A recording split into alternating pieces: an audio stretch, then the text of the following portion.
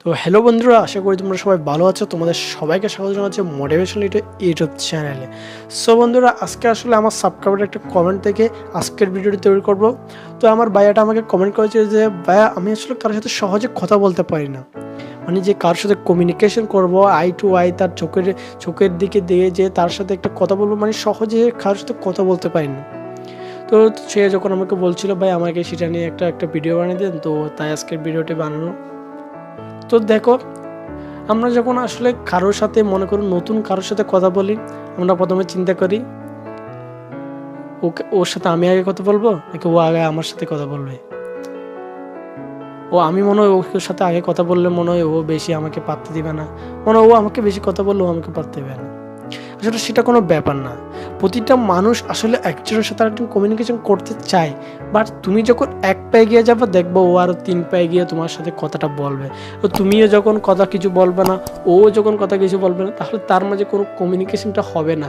শুরুটা তোমাকেই করতে হবে, শেষটা দেখবো ওই তোমার থেকেও ভালো করে করবে। তুমি যদি শুরুই করতে না পারো তাহলে তুমি কমিউনিকেশন করবা কীভাবে?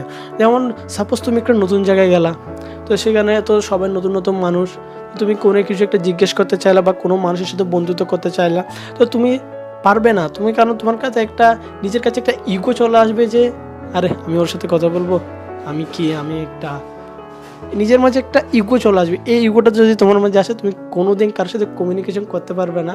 তুমি সাপোজ তুমি বড় হয়ে একটা ব্যবসা বাণিজ্য বা কিছু একটা করবা, তো দেখো গাইস, ব্যবসা বাণিজ্য প্রধান যে বিষয়টা সেটা হলো কমিউনিকেশন। তুমি যদি মানুষের কাছে কমিউনিকেশনই করতে না পারো তাহলে তুমি আর কি করবা?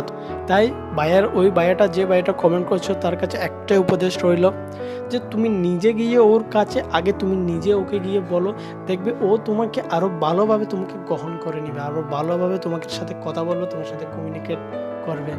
তো ভাইয়ার কমেন্টটা আসলে দিতে পারি না, কারণ ভাইয়াটা আমাকে ফেসবুকে বলেছিল এবং সে দিতে মানা করেছিল, তাই তার নামটা দিতে পারি না।